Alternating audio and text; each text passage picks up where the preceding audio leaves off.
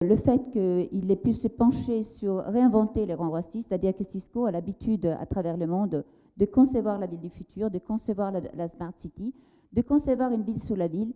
Et donc, on a pensé qu'il pouvait vraiment prendre de la hauteur. Et je crois que mission accomplie parce que nous avons beaucoup de propositions à faire. Donc, un grand, grand merci. Il y a eu aussi beaucoup de propositions faites par les entreprises et par Île-de-France Capital Économique. C'est qu'il n'aura échappé à personne que l'aéroport s'est posé sur un territoire qui a une histoire, qui a une population, qui a une géographie aussi, et que son développement, que personne ne conteste évidemment, ce fait ne peut être durable que s'il est conditionné, que s'il respecte un certain nombre d'équilibres.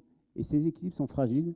Je me permets d'insister là-dessus, parce que là, pour le coup, je prends ma casquette d'aménageur public. On est un peu garant de ces équilibres-là.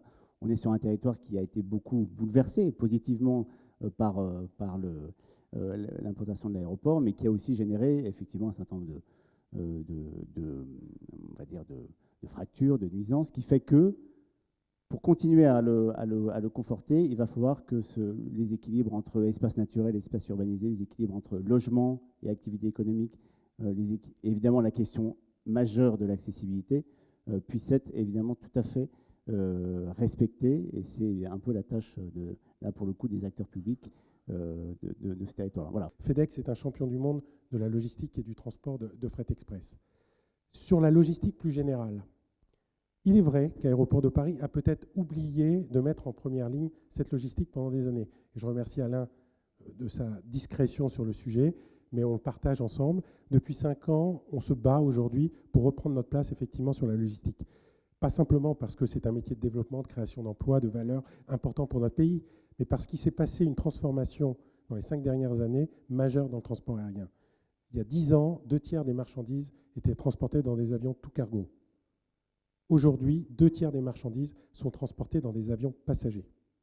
Donc quand vous développez le trafic passager, vous développez le trafic de la logistique, vous développez le trafic du fret. Et comme il ne faut pas que je sois trop long et que je sens que le temps passe, j'aurais juste souligné une chose. Dans cette logique et la démonstration que nous sommes revenus aujourd'hui dans une course de concurrence sur tous les marchés passagers comme la logistique, la France, Paris, Aéroports de Paris, Air France Cargo et FedEx accueilleront en septembre le Forum international de la logistique et du transport aérien de fret qui s'appelle le TIACA. Et c'est pour la première fois depuis longtemps que ce forum a lieu sur Paris, ce qui montre bien l'attrait pour cette industrie, l'attractivité qu'a Paris. Et je compte vraiment à ce que ça devienne un succès et que Paris redevienne, je dirais, une place stratégique dans le domaine de la logistique et du cargo. Ce qui est très important, alors on a parlé de la complémentarité entre, par exemple, Air France et FedEx, mais les autres opérateurs de la plateforme. Effectivement, les soutes d'avions, avec les nouveaux avions comme les 777, sont des avions qui peuvent transporter, avec le plein de passagers, jusqu'à 25 tonnes de fret aérien.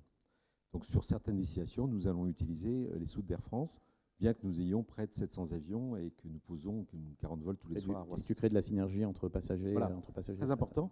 Et l'autre synergie, c'est la synergie avec les ports. Un vrai hub, c'est un hub multimodal. C'est le cas de Memphis, mais c'est le cas aussi d'Atlanta, où vous avez le rail, la route, le fluvial ou la mer et l'air. D'ailleurs, on appelle ça les 4 R, hein. Rail, River, à Memphis, c'est Rail, River, Road. Je pense que tout le monde a compris. Voilà. Et je pense que ça, c'est très, très important de passer des accords, par exemple, avec Le Havre, avec Gennevilliers, le port de Gennevilliers, avec la SNCF, pour développer de nouveaux modes de transport. Il y a un projet, par exemple, qui s'appelle Carex, qui est un TGV fret sur l'Europe du Nord, qui est dans les cartons, qui verra le jour peut-être dans 10 ans. Mais je pense qu'il faut qu'on ait cette réflexion à long terme. Mais ce qui se joue aujourd'hui, c'est une vague d'investissement dans les réseaux, dans les data centers, qui est considérable, comme on n'a jamais connu, et qui est tirée par des phénomènes comme le cloud computing, comme l'Internet des objets, etc. Et on peut passer, alors qu'on est déjà leader dans ce domaine-là, dans ce territoire, on peut passer à côté de cette opportunité.